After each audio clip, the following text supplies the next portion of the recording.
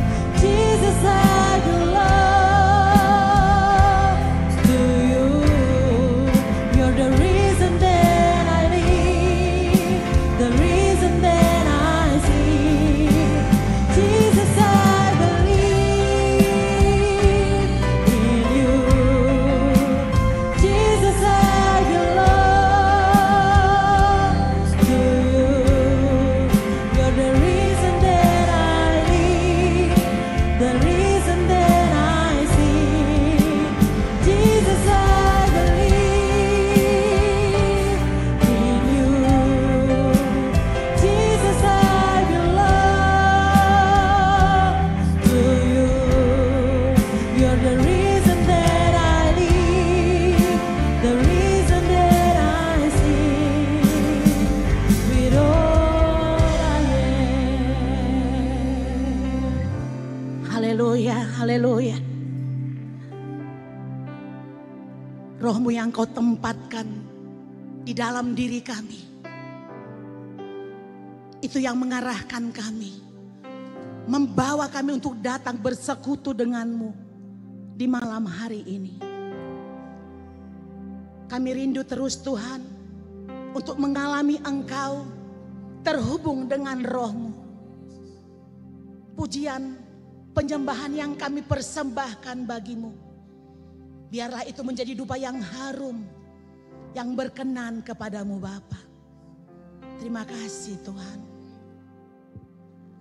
Yohanes 4 ayat 35b berkata, tetapi aku berkata kepadamu, lihatlah sekelilingmu dan pandanglah ladang-ladang yang sudah menguning dan matang untuk dituai. Kami percaya NIC mendapatkan kepercayaan dari Tuhan untuk mengalami penuaian jiwa-jiwa bagi kerajaan Allah. Kami juga bersyukur untuk sel group yang sudah ada. Semua karena kemurahan Tuhan, semua karena campur tangan Tuhan. Kami percaya sel group ini akan bertambah besar, bermultiplikasi, menjadi kuat dan sehat. Terima kasih Tuhan. Kami membawa pokok-pokok doa. Biarlah Tuhan beri hati yang taat dan setia bagi setiap anggota sel group untuk rindu terus bertumbuh di dalam Tuhan.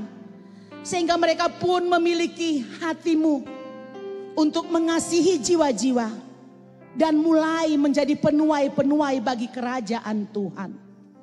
Terima kasih Tuhan, Engkau yang mengerjakannya bagi kami. Dan kami mengikuti apa yang menjadi kehendak-Mu lewat hidup kami. Dan saatnya kami Tuhan akan mendengarkan kebenaran firman-Mu yang akan disampaikan Bapak Pendeta Poltak Sibarani. Engkau sudah mengurapi hamba-Mu, isi hati-Mu, perkataan-Mu, Kau taruhkan Tuhan untuk disampaikan bagi kami umat-Mu di tempat ini. Agar kami boleh Tuhan ditegur, kami boleh diinsapkan, kami boleh diberkati lewat kebenaran firman yang akan kami dengar malam ini Tuhan. Mampukan kami untuk menerima firman-Mu. Agar firman-Mu itu Tuhan boleh tinggal di dalam hati kami. Dan firman-Mu mengubah seluruh kehidupan kami seperti perempuan Samaria. Beracaralah Roh Kudus sebebas-bebasnya. Kami siap membuka hati kami. Kami siap menerima berkat daripada-Mu. Di dalam nama Tuhan Yesus Kristus, kami telah berdoa dan mengucap syukur. Amin. Jesus, I believe.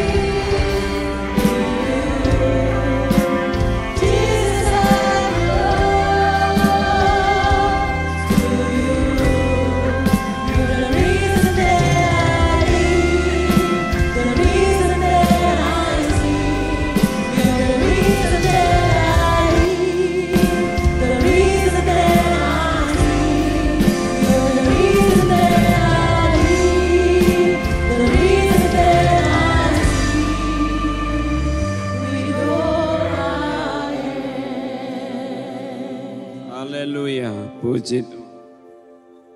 Ya Bapa, kami percaya setiap pujian penyembahan kami berkenan kepadamu, menyenangkan hatimu. Sekarang kami akan merenungkan firman-Mu yang terdapat di dalam Alkitab. Biarlah firman yang akan kami renungkan ini dapat kami mengerti, supaya lebih mudah kami terapkan dalam hidup sehari-hari. Juga dapat kami beritakan ulang dengan tepat kepada sesama kami. Berfirmanlah ya Bapa, kami bersedia untuk mendengar. Hanya di dalam nama Tuhan Yesus Kristus, dalam persekutuan Roh Kudus. Haleluya. Amin. Silakan duduk Bapak Ibu. Shalom. Saya akan berkhotbah didasarkan pada surat Efesus pasal 4 ayat 31 dan 32. Saya akan berkhotbah dengan judul Lepas dari Ikatan Kepahitan. Didasarkan pada surat Efesus pasal 4 ayat 31 dan 32. Dengan judul Lepas dari Ikatan Kepahitan. Demikian bunyinya. Segala kepahitan, kegeraman, kemarahan, pertikaian, dan fitnah hendaklah dibuang dari antara kamu. Demikian pula segala kejahatan. Tetapi hendaklah kamu ramah seorang terhadap yang lain, penuh kasih mesra dan saling mengampuni, sebagaimana Allah di dalam Kristus telah mengampuni kamu. Amin. Ya, ini adalah sebagian nasihat dari Rasul Paulus kepada warga gereja di Efesus, supaya mereka itu benar-benar lepas dari segala ikatan, termasuk khususnya ikatan kepahitan. Ini dilatar belakangi oleh ayat 30, di mana sang rasul mengingatkan supaya mereka itu jangan mendukakan roh. Roh itu kan ada di dalam mereka. Roh itu kan roh yang suci, roh yang kudus, juga roh yang menghibur. Tetapi kalau umat ini selalu ingat akan kepahitan, maka roh itu nanti tidak bekerja. Itulah yang disebut di sini sebagai, perhatikan ayat 30, mendukakan Roh Kudus. Jadi Roh Kudus mau bekerja dan didengar sama dia. Karena dia hanya fokus kepada kepahitannya itu. Maka dikatakan kamu mesti lepas dari segala ikatan. Termasuk tadi ini adalah kepahitan. Caranya yang paling efektif adalah ayat 32, kamu mesti mengampuni. Kalau kamu masih ingat-ingat terus, ya kepahitan lagi. Ini juga tentu berlaku buat kita ya Bapak Ibu.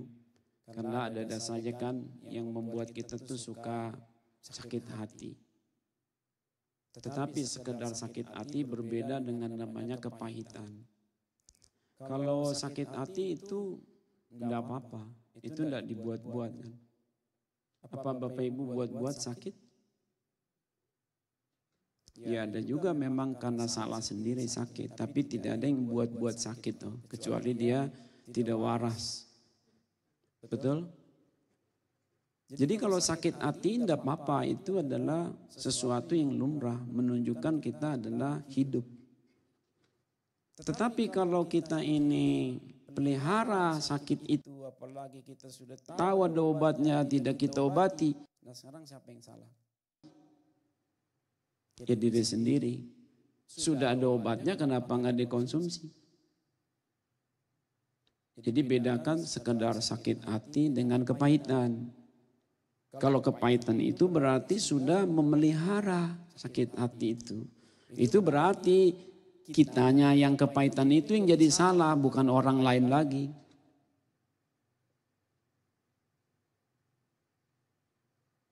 Kita harus melepaskan diri dari segala kepahitan.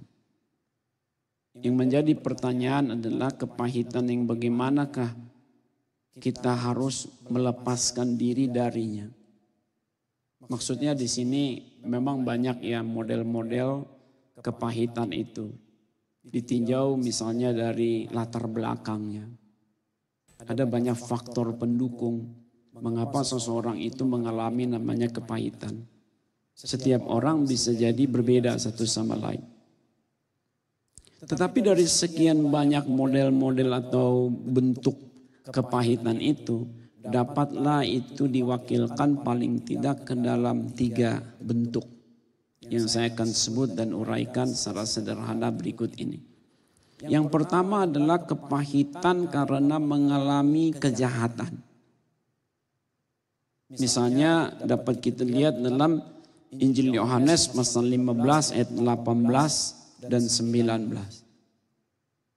Berikutnya, kepahitan karena mengalami kesusahan. Misalnya kita dapat lihat contoh masyhur yakni kitab Ayub pasal 1 ayat 20 sampai 22. Lalu kepahitan karena mengalami kegagalan.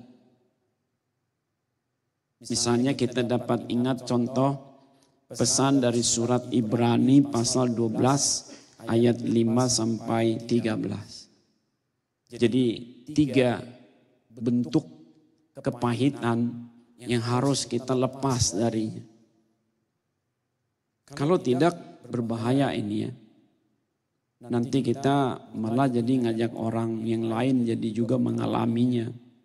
Karena dia menjadi racun ya, toksik gitu ya. Yang nanti mempengaruhi yang lain.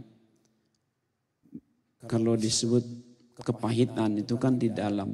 Ada kata lainnya adalah akar pahit. Coba Bapak Ibu tolong lihat saya.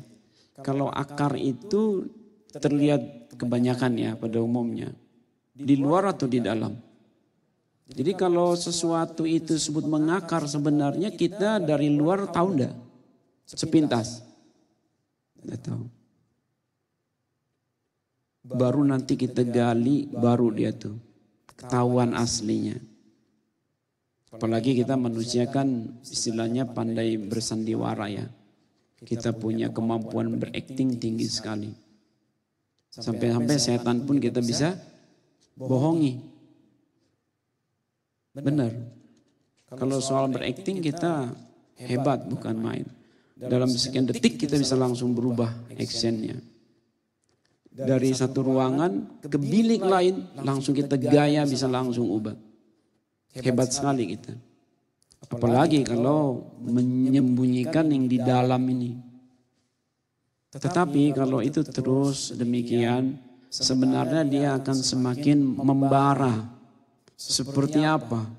Seperti Gunung Merapi. Anda bisa bayangkan.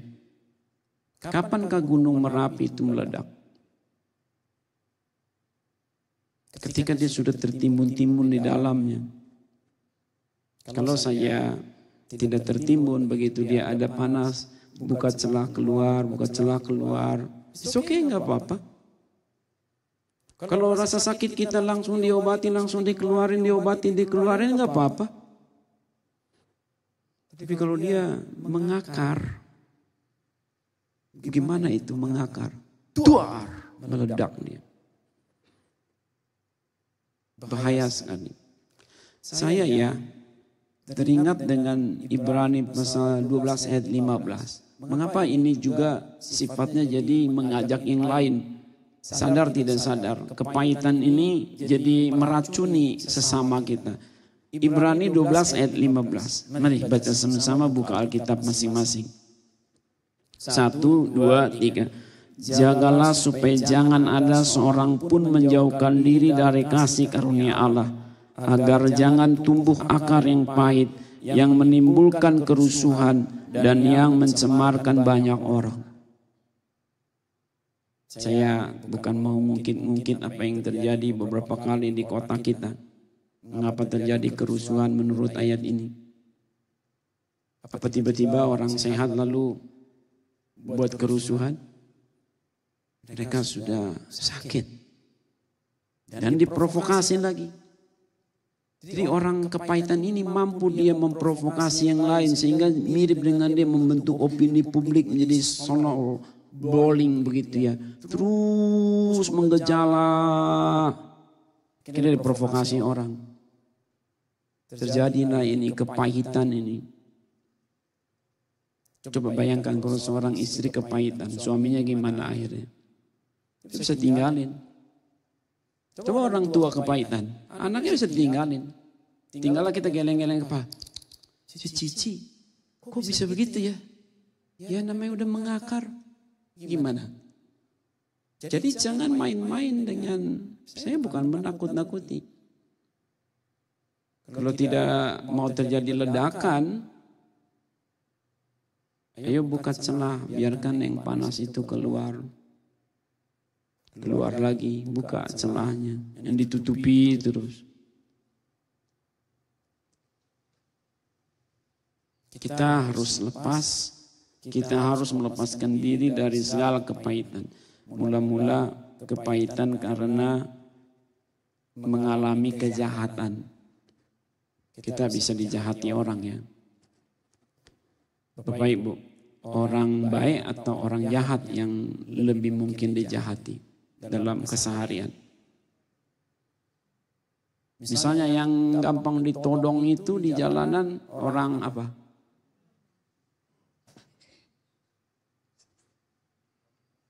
Jadi kalau kita ini dijahati orang, itu indikasinya kita orang jahat atau orang baik. Disitulah persoalannya. Disitulah kalau kita tidak memahami realita hidup sebagai umat Tuhan, malah kita bilang, kenapa aku diginiin nih? Enggak terima aku. Aku kan gak salah. Kenapa aku diginiin nih? Kalau aku salah aku terima nih. Gak cengli amat nih sama gua nih. Oh, buat cengli. Kawan, gak ada istilah cengli bagi orang baik. Justru karena kau baik maka kau dijahati. Dan kau berasa jahatnya karena kau baik. Jadi kalau kita dijahati sebenarnya itu kita harus bersyukur. Karena itu menunjukkan pada umumnya ya kita baik. Contoh ya Tuhan Yesus sendiri berkata apa? Lihat tadi saya sudah sebut Injil Yohanes pasal 15 ayat 18 dan 19. Yohanes 15 ayat 18 19. Jikalau dunia membenci kamu, ingatlah bahwa ia telah lebih dahulu membenci aku daripada kamu. Sekiranya kamu dari dunia ini, tentulah dunia mengasihi kamu sebagai miliknya. Tetapi karena kamu bukan dari dunia, melainkan aku telah memilih kamu dari dunia, sebab itulah dunia membenci kamu. Jadi kalau kita sebagai umat Tuhan dibenci dunia, itu berarti benar keumatan kita. Tapi kalau dunia tidak membenci kita, berarti kita dianggap kawan sama mereka. Makanya kalau kita dijahati dari sudut ini harus apa? Bersyukur, paling tidak kita nggak salah. Jadi jangan terbalik ya. Kalau orang-orang yang tidak mengenal firman, dia malah marah. Kenapa aku diginiin nih? Gak bisa nih. Oh, ternyata berbeda tanggapan kita. Kalau kita dijahati orang, kita bilang apa? Puji Tuhan, haleluya. Berarti aku benar. Dari sudut itu dulu, kita mesti bersyukur kita jadi orang benar. Tuhan Yesus sudah mengalaminya. Tapi Tuhan Yesus menang atasnya. Mumpung di Injil Yohanes nih, pasal 16 ayat 33. Pasal 16 ayat 33. Semuanya itu kukatakan kepadamu supaya kamu peroleh damai sejahtera dalam aku. Dalam dunia kamu menderita penganiayaan, tetapi kuatkanlah hatimu. Take heart. Aku telah apa? Lihat ayatnya itu. Yohanes 16 ayat 33. Aku telah mengalahkan dunia. Dunia enggak mempan mengalahkan aku. Aku yang menang atasnya. Overcome. I have overcome the world. Makanya lihat gak waktu disalibkan. Bukan gagah-gagahan. Tapi itulah karakter Kristus. Lukas 23 ayat 34. Bapa, ampuni mereka so mereka tidak tahu apa yang mereka perbuat. Coba tolong, ketika Kristus mengatakan itu dia sendirian atau rame-rame? Sendirian. Pengampunan sejati adalah pada saat kita sendirian. Bapak Ibu dengerin gak sih ini khotbah? Yakin? Saya bukan maksa, tapi sia-sia Anda datang sini kalau Anda tidak dapat firman. Dengerin. Sayang soalnya. Kalau kita tidak dapat, tapi ini bukan paksaan. Apa yang Anda tabur, Anda tuai. Kita yang sebenarnya adalah saat kita sendirian. Di saat kita sendirian, apa omongan kita terhadap mereka itu? Jangan sebaliknya kamuflase. Oh depan dia, maaf ya, oh enggak apa-apa. Tapi saya, kamu ini, Tuhan Yesus saat sendirian dia mengampuni. Pengampunan yang benar itu adalah saat kita sendirian. Apa kata kita soal sosok kita, siu kita, ipar kita, abang ade, eton, eda kita, semua sister, brother, siblings kita, semua tetangga, teman kita, suami, istri, orang tua, mertua, menantu. Apa yang kita katakan ketika kita ingat dia sedang sendirian? Apa? Oh, berarti itu aslimu. Maka kalau Kristus berkata, Bapa ampuni mereka sebab mereka tidak tahu apa yang mereka perbuat. Itu pengampunan sejati. Bukan di depan mereka lain.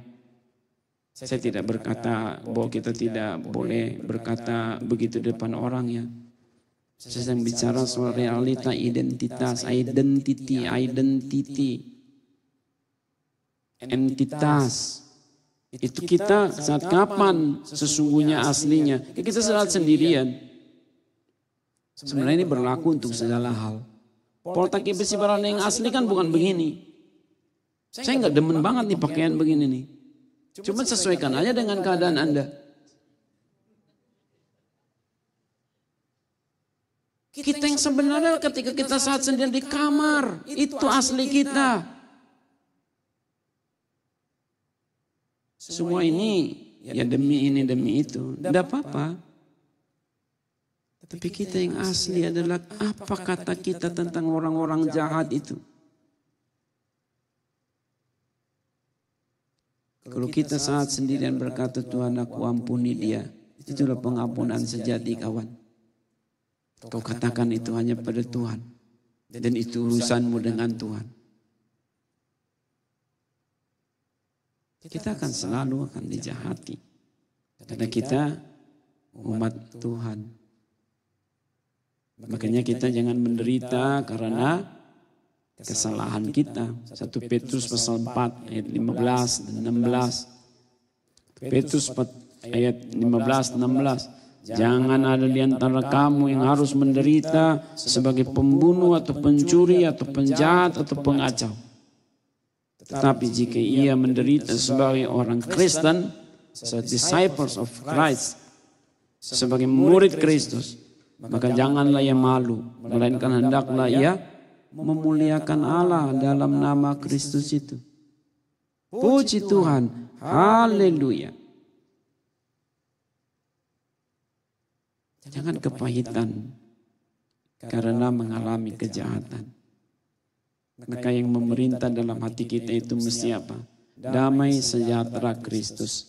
Kolose 3 ayat 16. Kolose 3 ayat 15. Kolose 3 ayat 15. Hendaklah damai sejahtera Kristus memerintah dalam hatimu. Karena untuk itulah kamu telah dipanggil menjadi satu tubuh dan bersyukur. Syukur, haleluya. Masa kita syukuri juga kejahatan pendeta? Iya. Kalau kau lawan kejahatan, berarti kamu sama dong jahatnya sama dia. Nggak ada beda. Jadi orang baik yang sebenarnya adalah ketika dia dijahati tetap dia baik.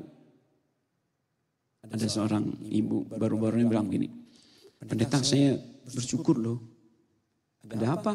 Saya punya suami baik. Oh bagus. Anak-anak saya juga baik semuanya. Oh bagus, bagus.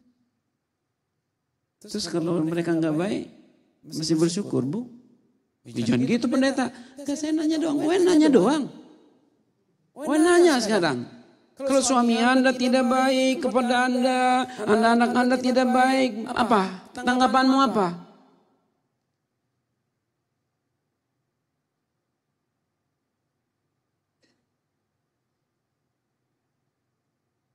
Kualitas itu ya harusnya dalam segala situasi dia tetap sama. Sudah murni kan. Nggak bisa dicampur-campur. Nggak bisa. Ya sama seperti Yusuf. Kalian mereka-reka yang jahat ya terhadap aku. Tapi Tuhan mereka-rekakannya untuk kebaikan. Pandang pada Tuhan. Ada berkat.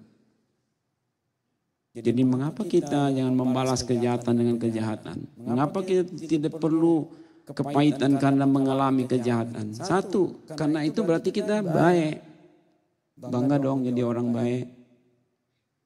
Dua, ada berkat dari Tuhan. Ada berkat. Upah. Tuhan itu penuh dengan upah. Dan kalau Tuhan memberi upah tuh banyak apa ya, pernak-perniknya. Tuhan tuh nggak pernah lupa deh, apa aja diupahin sama dia. Makanya kalau Anda lihat ya, checklist kerajaan Allah itu ya, semuanya ada checklistnya. Samping peritilan-peritilan itu ada semua. Dan itu credit point semua. Cuma nyanyi dengan benar. Centreng. Coba angkat tangan memuji Tuhan gini, contreng. Semua ada upahnya tuh. Oke, kalau lagi kebaktian sibuklah dengan ibadah. Jangan terlalu santai. Kenapa? Credit point. Bukan dari orang. Percuma kita ngarap dari orang, gak bakal. Dari Tuhan. Kalau kita mengampuni itu paling tinggi. Kenapa? Itu kategori ilahi soalnya. Kategori ilahi. Sebenarnya pengampunan itu haknya siapa? Penghukuman itu haknya siapa? Tuhan. Maka kalau kita bisa tidak singgung itu, kita dapat tahan diri untuk tidak membalas sampai Tuhan ngomong. Tuhan yang bekerja. Oh, berkat. Maka saya tidak pernah melihat ya, selama saya hidup bahkan. Mungkin Anda bilang, masa? Iya, saya tidak pernah melihat orang suka mengampuni, tambah penyakitan lah, tambah miskin lah, tambah menderita lah. Never. Nggak pernah. Tapi jangan dilihat itu adalah 1-2 hari ya. Harus sepanjang masa hidupnya. Bahkan sampai kepada kekekalan. Jadi kalau kita ini mengalami kejahatan, boleh sakit hati, tidak dibuat-buat. Tapi jangan dipelihara lah sakit hati itu. Supaya jangan menjadi akar pahit. Nanti itu setan bercokol di situ. Dendam kan. Coba ya, pernah enggak di sini Anda mengadakan pelayanan pelepasan? Setan apa yang paling susah diusir? Setan dendam lah. Nggak ada yang lain. Logikanya di mana? Oh, logis sekali. Setan-setan lain itu di luar kerjanya. Penyembahan berhala di luar. Semua di luar. Tapi dendam di dalammu itu kau undang setan bercokol di dalam.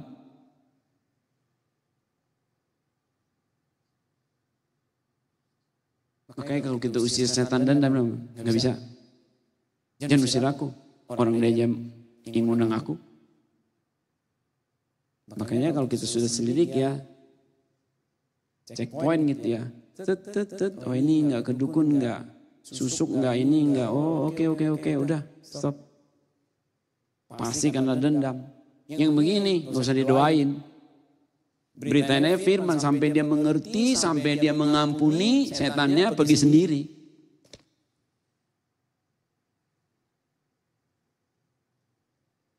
Kawan-kawan, siapa yang akan melepaskan Anda dari ikatan kepahitan yang ada dalam dirimu? Mana orang lain bisa?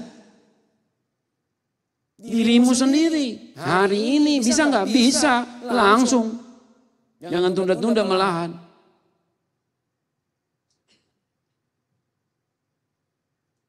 Dan semua yang hilang diambil orang itu, Tuhan udah catat duluan. Catat.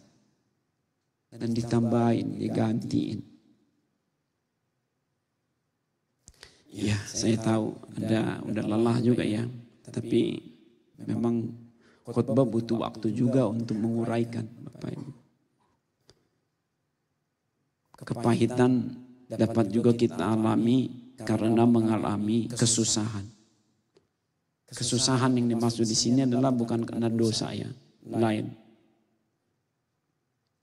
Banyak kesusahan karena dosa, tapi ada juga kesusahan bukan karena dosa. Nah, yang begini justru jadi membuat kita jadi kepahitan seringkali. Tadi itu sama, salah aku apa? Kenapa aku begini? Aku udah kerja, aku udah cari jodoh. Kenapa aku begini? Oh, susah ya kok, susah ya Ci. Hati-hati. Orang berbuat jahat atau salah, lalu mengalami susah karenanya, lebih mudah menerima. Tapi ketika dia berkata tadi itu, kayaknya gak ada yang kurang dengan aku, kenapa aku begini? Oh, ini bisa kepahitan. Saudara, pernah tentu ya dengar kisah Ayub yang masyhur. Semoga ya Anda sudah membaca dengan benar kitab Ayub. Kisah mengenai Ayub. Ayub ini orang baik ya. Tuhan bangga betul akan dia, betul tidak? Betul? Sampai-sampai iblis konon waktu itu memang pemikiran masyarakatnya adalah apa-apa tuh semua roh lapor Tuhan gitu. Ini narasi perjanjian lama dengan pola pikir masyarakatnya yang masih zaman itu. Teologi kan juga berkembang. Termasuk setan nih. Menghadap Tuhan. Lalu Tuhan bilang apa? Kamu dari mana, Tan? Keliling-keliling katanya. Kamu lihat gak hambaku Ayub? Ya lihat. Mengapa? Gak ada orang seperti dia, Pak. Iya sih, tapi kenapa loh? Ya tapi kan dia gak pernah susah, bos. Tuhan bilang apa? Buat apa dia susah, orang dia benar. Bos, mungkin gak sih kalau dia susah akan ngutukin bos? Ya enggak lah, kok enggak kan belum. Dialog, seolah istilah saya sendiri. Kalau salah mohon maaf dulu. Tuhan jadi terjebak dalam dialog ini. Iblis berkata, jangan bela-belain Ayub begitu dong bos. Kan dia belum pernah susah. Anda boleh ambil kesimpulan kalau dia udah susah, tetap tidak mengutuki Tuhan, baru. Nggak cengli dong, yang lain itu dinilai kok kenapa ini belum apa-apa. Udah ambil kesimpulan. Jadi mau apa? Ya kita harus buat dia susah. Kau mau tarik tanganku buat susah dia, aku Tuhan mana bisa. Dia nggak salah, bagaimana aku bikin susah? Setan bilang apa? Tenang bos, kan ada ayat. Begitu-gitu mah Eka bisa. Biar dia nggak salah, Eka bisa bikin susah. Asal bos kasih aja izin. Oh, gimana ya? Pasti enggak, dia nggak akan mengutuki. Iya, makanya kasih izin segera. Demikianlah dia diuji. Habis hartanya, mati anak-anaknya. Apa kata beliau? Ayub 1 ayat 20, 21, 22. Maka berdirilah Ayub, lalu mengoyak jubahnya, tanda kerendahan hati ini semua. Mencukur kepalanya, kemudian sujudlah ia dan menyembah. Katanya, dengan telanjang aku keluar dari kandungan ibuku. Dengan telanjang juga aku akan kembali ke dalamnya. Tuhan yang memberi, Tuhan yang mengambil, terpujilah nama Tuhan. Dalam kesemuanya itu, Ayub tidak berbuat dosa dan tidak menuduh Allah berbuat yang kurang patut padanya atau baginya. Puji Tuhan ya. Tuhan tidak dipermalukan oleh Ayub. Benar, orang ini benar-benar baik. Terlihat dari apa? Ya, ketika dia susah, dia tidak marah-marah. Bahkan ketika dia sakit pun dalam pasal berikutnya sama juga. Dia berkata apa? Masakan kita hanya menerima yang enak saja dari Tuhan. Yang tidak enak tidak. Dia bimbing istrinya mengenal Tuhan dengan benar. Tahu Nyonya Ayub siapa namanya? Chihuahua.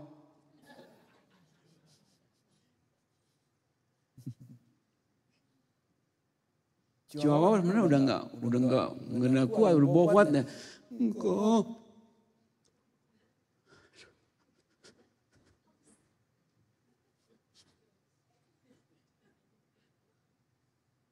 Namanya Chihuahua, tapi kalau ngomong ya. Ya emang gak kuat nih kok, begini.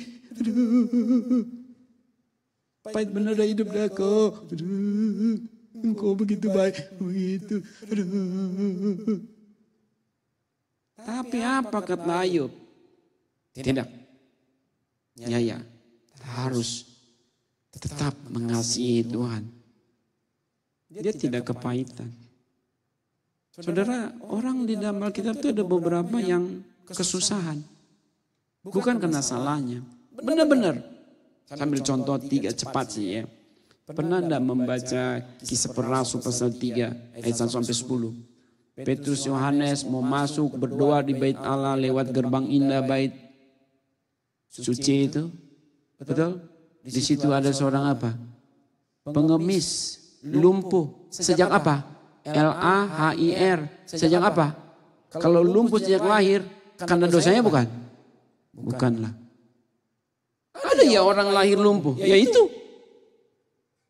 Nah, di mana juga keluarganya. Zaman itu, apalagi kalau bukan jadi pengemis, taruh aja di situ jojong.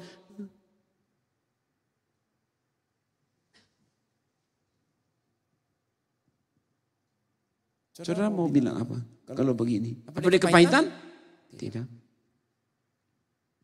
Kedua, ini juga berurusan dengan kita jangan menghakimi oleh sebab itu ya.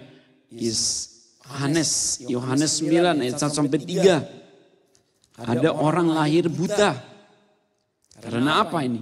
Waktu Tuhan Yesus sedang lewat, ia melihat seorang yang buta sejak lahirnya, juga murid-muridnya. Lalu murid-muridnya bertanya kepadanya, Rabi, siapa yang berbuat dosa? Orang ini sendiri atau orang tuanya sehingga dilahirkan buta? Jawab Tuhan Yesus, bukan dia dan bukan juga orang tuanya yang berdosa. Tetapi karena pekerjaan Allah harus dinyatakan di dalam dia. Kalau bicara kepahitan, ya orang ini nih yang harusnya kepahitan nih. Salahku apa? Kenapa lahir begini?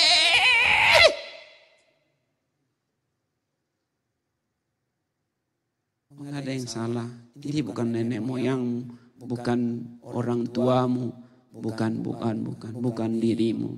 Supaya pekerjaan Allah dinyatakan di dalam. Jangan kita menghakimi. Jangan kayak orang ini gak bertanggung jawab daripada kagak ada alasan, tuduh aja orang tuanya udah. Tidak begitu kawan. Supaya pekerjaan Allah dinyatakan dalam dia. Makanya orang lumpuh ada dalam Kisah Rasul pasal 3. Bisa berjalan enggak? Pekerjaan Allah dinyatakan di dalam dia. Orang ini akhirnya bisa melihat enggak? Pekerjaan Allah dinyatakan di dalam dia. Tapi kalau keburu kepahitan, ngutukin Tuhan, ngutukin orang tua, bukan kutuki diri sendiri, beko tolong mati mau, habis aja ku, enggak ada gunanya ku udah. Oh jangan, bukan salahmu. Jangan kepahitan karena mengalami kesusahan. Tenang, masih ada jalan. Tunggu pendeta. Kalau bagaimana orang itu enggak juga sembuh, enggak juga pulih, terus gimana? Ada enggak contoh begitu? Ada juga. Itulah Lazarus. Dari lahir dia sakit-sakitan. Di dalam Injil Lukas pasal 16 ayat 19 sampai 31. Yang makan roti dari remah-remah orang kaya itu. Betul? Lalu dia mati sakit gak? Dia mati dalam keadaan sakit juga kan? Lahir sakit, hidup sakit, matinya sakit. Mungkin gitu. Nah loh, di mana Tuhan di sini? Tunggu kawan, jangan lihat itu dari hanya dari hidup di bumi. Alkitab berkata apa? Begitu orang ini meninggal dibawa kemana? Ke pangkuan siapa? Abraham. Ada upah bagi orang susah. Walaupun kita selama hidup di dunia ini tidak mengalami pemulihan. Kata orang Tuhan tidak sayang sama kita. Tenang. Kita akan dipangku olehnya dalam Firdaus.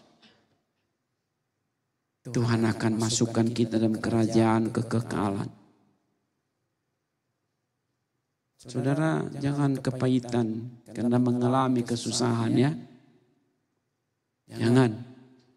Pandang Tuhan dalam nama Tuhan Yesus, dalam nama Tuhan Yesus.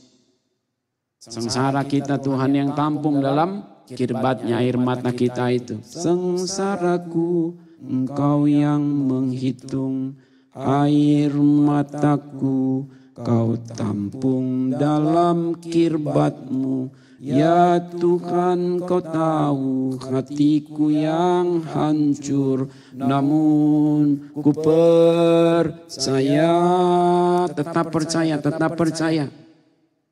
Jangan tuduh-tuduh ini si mama, si bapak, si opung. Jangan.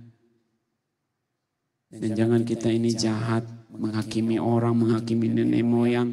Belum juga kita telusuri ada apa. Main hajar aja semua alasannya. Kutuk dosa nenek moyang. Tunggu dulu. Jangan begitu. Ada kesusahan karena dosa dan memang banyak itu. Tapi bisa jadi bukan juga karena dosa. Tanya pada Tuhan. Tuhan ada apa ini? Semakin tidak ada jawabannya berarti semakin benar Anda karenanya. Anda tidak salah. Makanya ya kita serahkan semua pada Tuhan. Seperti apa? Ayub berkata tadi, Adonai Nathan, Adonai Laka. Yehi Sem, Adonai Mubarak.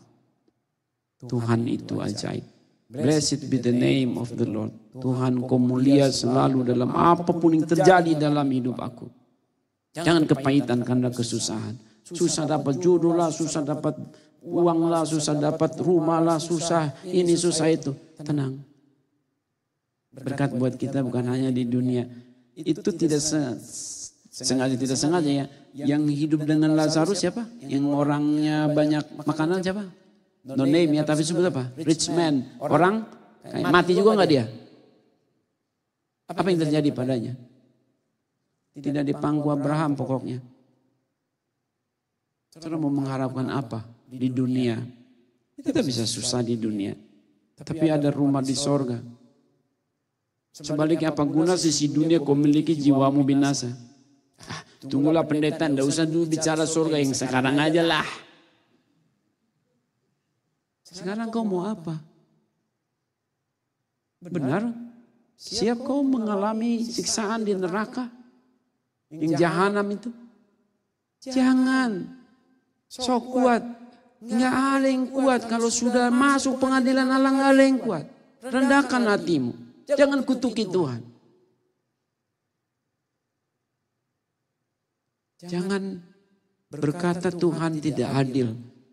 Tuhan mana boleh lagi pula kita bilang tidak adil. Dia yang menjadikan kita.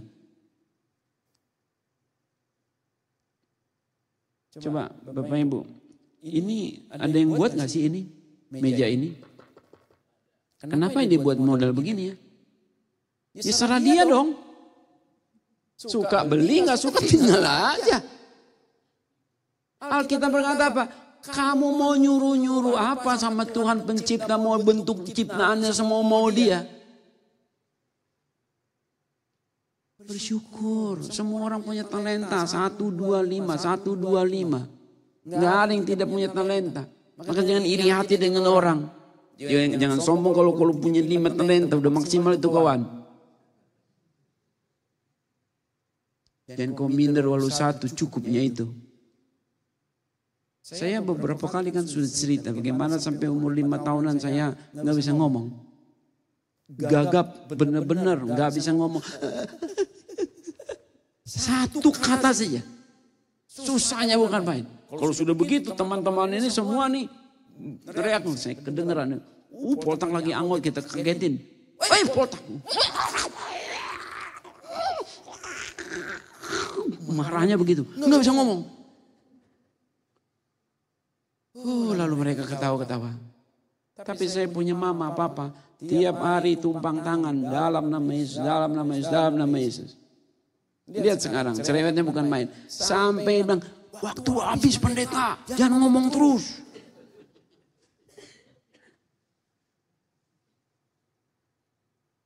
Saudara, Allah itu adil.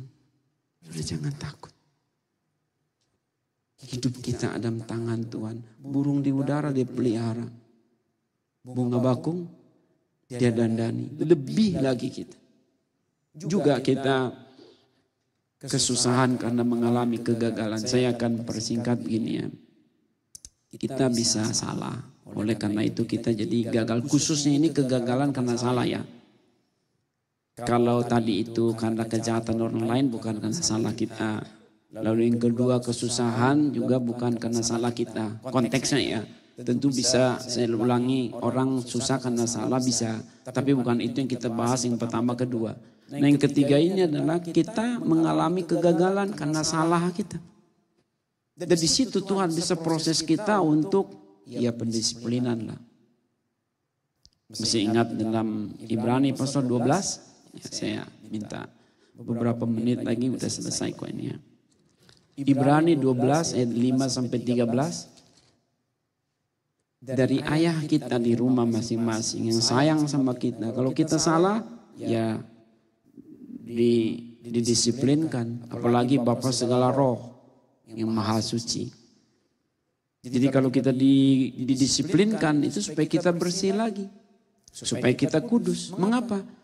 Jangan sampai kita kehilangan kekudusan. Karena kalau kita kehilangan kekudusan kita tidak akan melihat Tuhan. Itu ayat yang ke-14. Lihat Ibrani 12 ayat 14. Jangan sampai kita kehilangan kekudusan. Nah mengapa kita disesat atau dihajar pada saat kita ini salah? Supaya kita jangan kehilangan kekudusan tadi. Bapak Ibu itu maksudnya.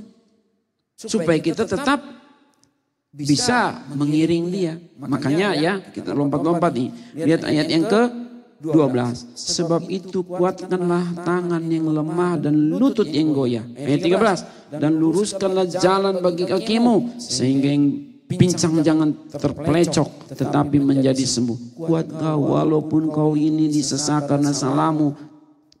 Jangan sakit hati. Tenang aja. Tuhan takar tuh. Hukumannya ditakar. Pencobaan yang kamu alami tidak akan melebihi kekuatanmu. Tenang saja. Tuhan tuh tidak untuk membinasakan kita. Kalau dia mendidik kita. Dia Bapa yang baik. Syukur kalau kita itu dididik di dunia ini. Supaya kita jangan kehilangan kekudusan. Gak apa-apa. Relakan dirimu.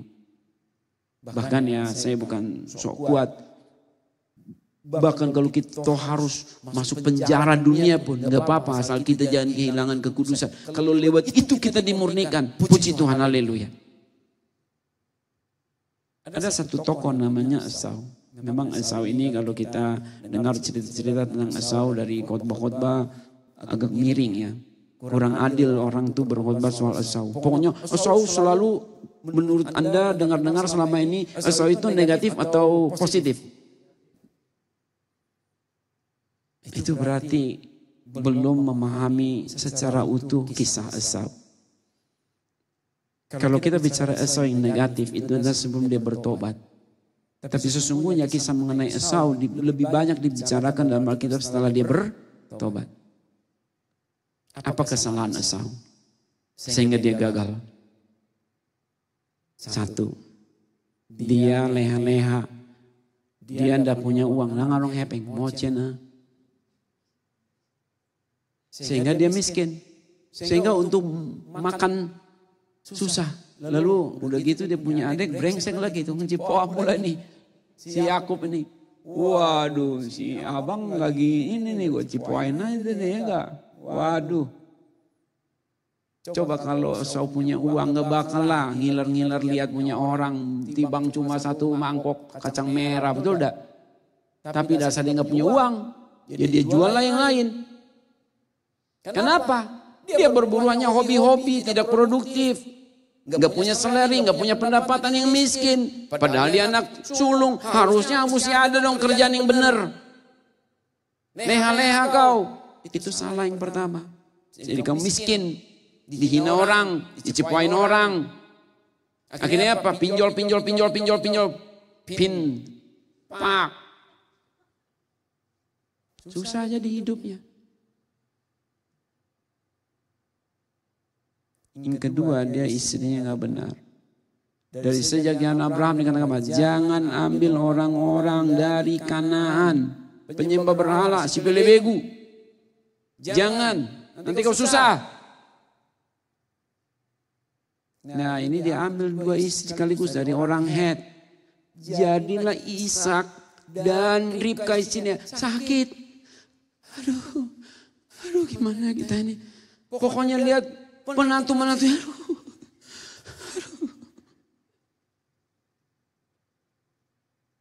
Lalu Esau, dia kan dalam pasal 27, dia ditipu adiknya kan.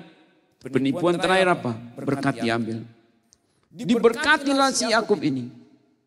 Lalu Yakub udah pergi, Esau nyusul.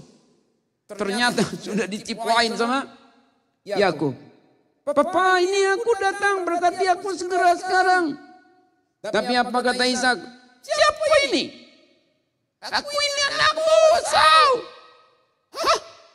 Tadi siapa? Bang Wi.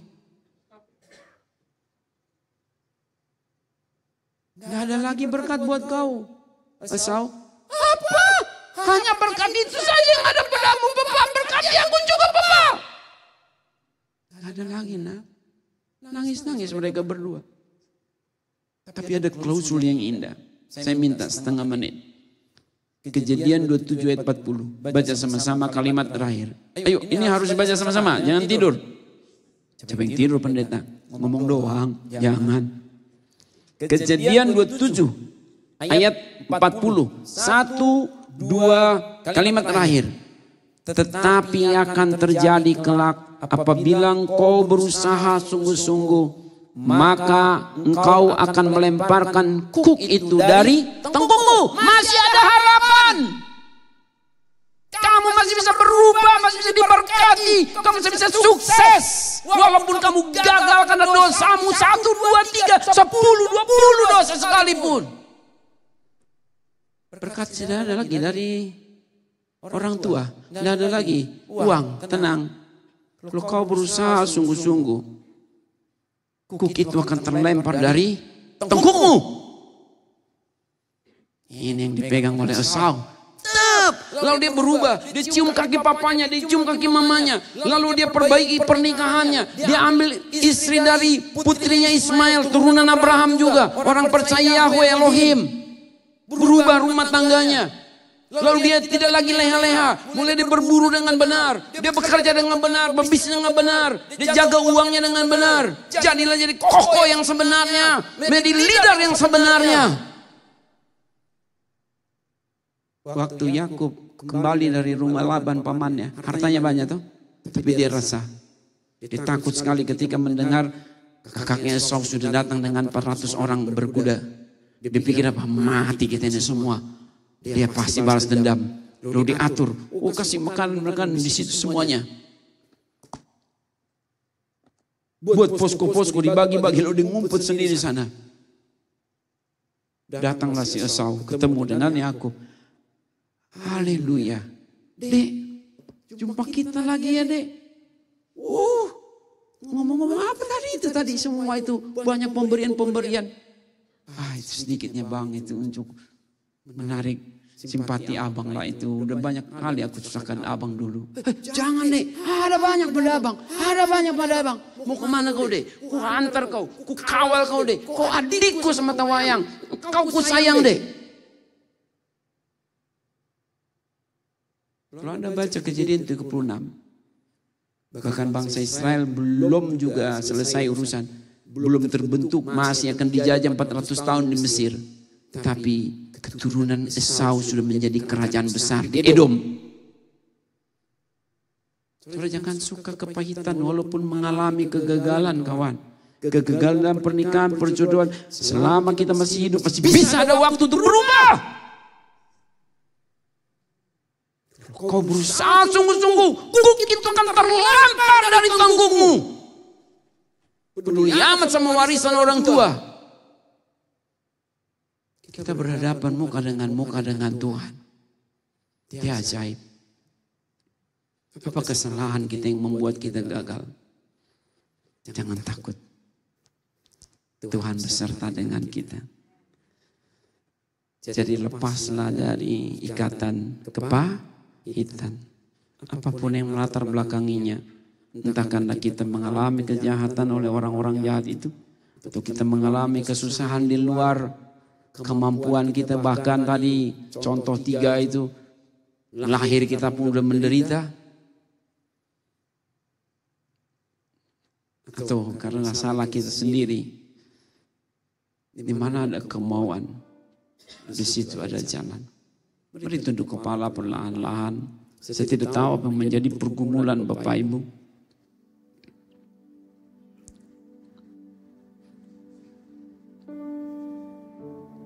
Pegang firman itu.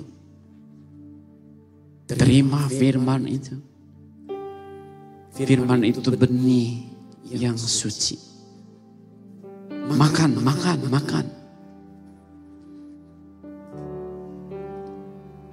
Aminkan. Mungkin bukan saat ini kita perlu betul khotbah ini. Tapi simpan dulu, simpan.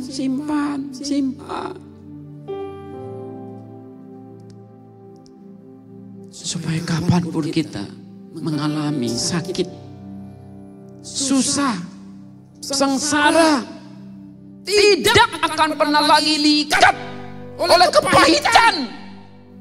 Lepas, kita merdeka, kita bebas, kita murid Kristus. Jangan tertipu. Tuhan kita hebat, luar biasa, sanggup melakukan segala perkara. Tidak ada yang mustahil bagi Dia. Terus ajari kami Tuhan, tuntun kami Tuhan, bimbing kami Bapa, supaya kami lepas dari segala ikatan apapun, termasuk ikatan kepahitan. Kami mau merdeka sungguh. Terima kasih Tuhan. Kami tidak pandai berdoa, tetapi kami mau selalu berserah kepada-Mu dimanapun kami berada. Dalam nama Tuhan Yesus Kristus, persekutuan Roh Kudus. Haleluya. Amin. Haleluya. Puji Tuhan.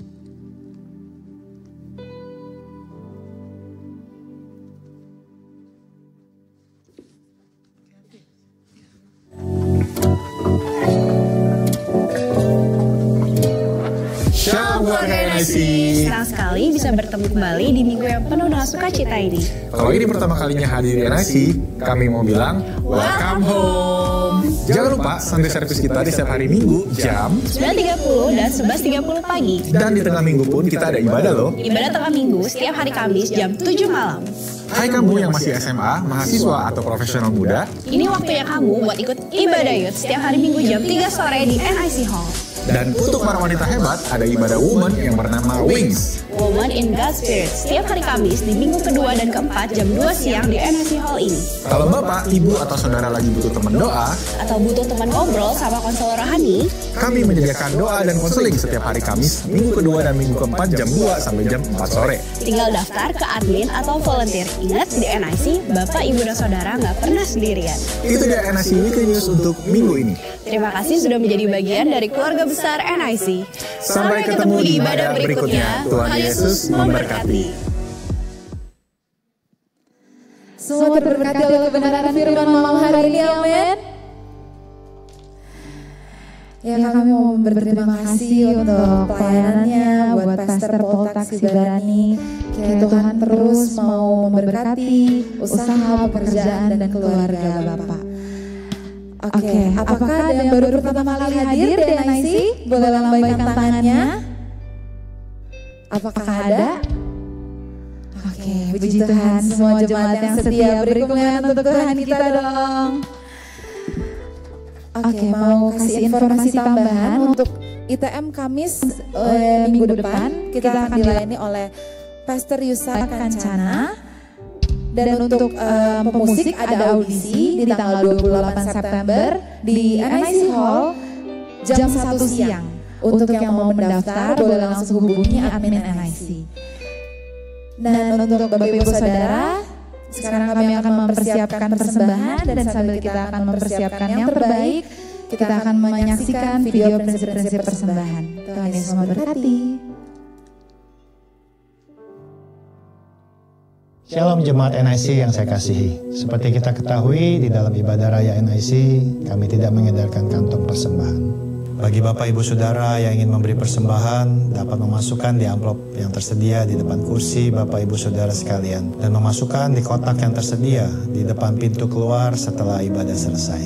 Atau persembahan dapat dilakukan secara digital melalui kris atau bank transfer. Sebelum saya berdoa untuk persembahan Bapak Ibu Saudara, saya akan membacakan prinsip persembahan di gereja kita NIC. Kita semua sebagai anak-anak Tuhan diajar untuk menjadi berkat. NIC sebagai gereja juga didirikan untuk menjadi berkat. NIC dibangun bukan untuk mencari keuntungan atau kepentingan pribadi. Bahkan tidak satu rupiah pun diambil untuk keperluan yang bukan untuk pelayanan. Kita percaya bahwa NIC merupakan bagian dari kerajaan Allah. Dan kita tahu bahwa kerajaan Allah tidak pernah kekurangan. Artinya jika NIC mengajarkan jemaat untuk membawa persembahan, itu bukan karena kerajaan Allah kekurangan atau NIC kekurangan, tetapi karena NIC mengerti prinsip-prinsip kerajaan Allah dan ingin agar jemaat NIC diberkati. Karena Alkitab mencatat, mereka yang tidak menabur, mereka juga tidak akan menuai. Dan mereka yang menabur, mereka sendiri juga yang akan menuai. Menabur sedikit, menuai sedikit. Menabur banyak, akan menuai banyak juga, kata Alkitab. Kita harus mengerti bahwa persembahan kita itu berharga di mata Tuhan. Sebab dari persembahan kita ini, kehidupan orang lain bisa diubahkan. Mereka yang butuh uluran tangan kita, dapat kita tolong. Injil Kerajaan Allah juga dapat diberitakan lebih luas lagi. Rumah Tuhan dapat dikelola dengan lebih baik lagi.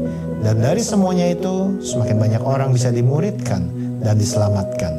Hendaknya setiap kita memberi bukan dengan keterpaksaan, tetapi dengan kesadaran dan sukacita.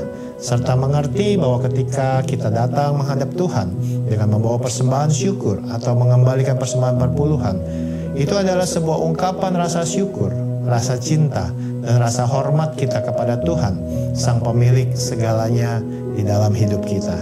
Tuhan Yesus memberkati.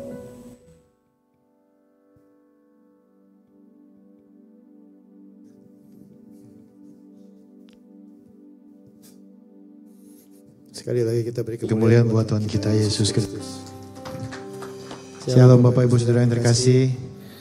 Belajar sesuatu malam hari ini.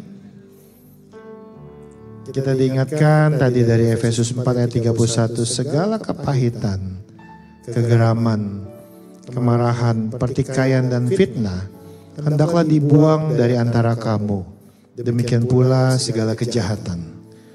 Ayat 32 dikatakan, tetapi hendaklah kamu ramah seorang terhadap yang lain, penuh kasih mesra dan saling mengampuni, sebagaimana Allah di dalam Kristus telah mengampuni kamu. Ini bicara tentang transformasi. Ya, Roma 12 ayat 2 mengingatkan kita juga, janganlah kamu menjadi serupa dengan dunia ini, tetapi berubahlah oleh pembaruan budimu sehingga kamu dapat membedakan manakah kehendak Allah, apa yang baik, yang berkenan kepada Allah dan yang sempurna. Berubahlah. Ya, malam hari ini kita diingatkan, terima kasih buat hambanya Bapak Pendeta Paul Taksibarani yang menyampaikan pesan-pesan Tuhan buat setiap kita malam hari ini sehingga kita diingatkan tentang kepahitan yang tidak ada gunanya sebenarnya buat kita. Justru itu merugikan kita. Marilah kita berubah ya supaya kita ramah seorang terhadap yang lain, penuh kasih mesra dan saling mengampuni sebagaimana Allah di dalam Kristus telah mengampuni kita. Mari saya undang setiap kita bangkit berdiri. Kita mau tutup dalam doa.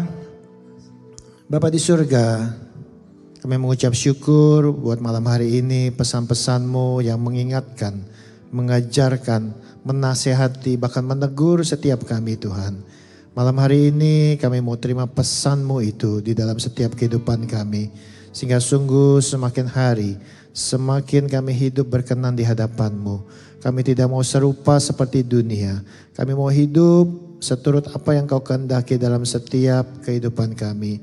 Terima kasih buat hamba-Mu Bapak Pendeta Paul Taksibarani yang boleh Engkau utus di tempat ini untuk menyampaikan pesan-pesan Tuhan.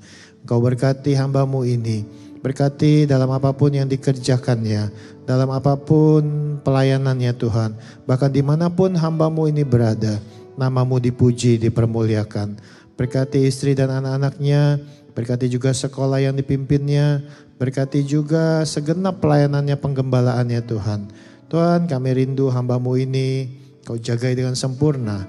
Bahkan Kau tambahkan hikmat dalam setiap pelayanannya, dalam setiap pengajarannya Tuhan. Terima kasih Bapa, sayangi hamba-Mu ini, Kau jagai dengan sempurna. Hamba juga berdoa untuk umat-Mu di tempat ini Tuhan. Biarlah malam hari ini, saat mereka berjumpa secara pribadi dengan Tuhan, saat mereka menerima pesan-pesan Tuhan, dan begitu mereka kembali ke rumah mereka masing-masing, hidup mereka diubahkan. Kami boleh melihat umat-Mu di tempat ini diberkati Tuhan lebih lagi, diubahkan Tuhan lebih lagi, sehingga melalui kehidupan setiap mereka, nama Tuhan dipuji, ditinggikan. Berkati juga setiap tangan-tangan yang malam hari ini juga akan memberi persembahan. Biarlah Kau balaskan berlipat kali ganda. Kau berkati setiap bisnis, usaha, pekerjaan mereka. Studi mereka juga diberkati. Karir mereka diberkati. Apapun yang mereka kerjakan, biarlah Kau jadikan berhasil. Terima kasih Bapa di surga.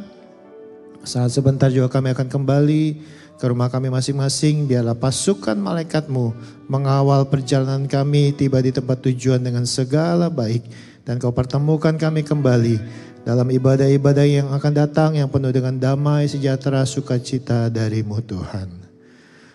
Bapak Ibu Saudara yang terkasih, ibadah kita telah selesai. Mari arahkan hati kita. Angkat kedua tangan kita untuk menerima berkat dari Tuhan. Tuhan memberkati engkau dan melindungi engkau. Tuhan menyinari engkau dengan wajah-Nya dan memberi engkau kasih karunia. Tuhan menghadapkan wajah-Nya kepadamu dan memberi engkau damai sejahtera. Pulanglah dan terimalah berkat yang berlimpah-limpah dari Allah yang adalah Bapa kita, cinta kasih dari Putranya yang tunggal Tuhan kita Yesus Kristus, dan persekutuan yang erat dan manis dalam Roh Kudus menyertai kita semua pada saat malam hari ini hingga Maranatha. Tuhan Yesus datang yang kedua kali menjemput kita di awan-awan yang permai. Setiap kita yang sudah menerima berkat Tuhan, bersama kita katakan amin. Tuhan Yesus memberkati.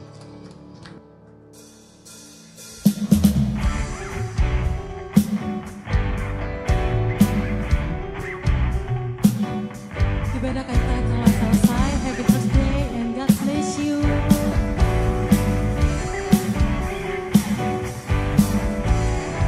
Dimasuka cipta surga.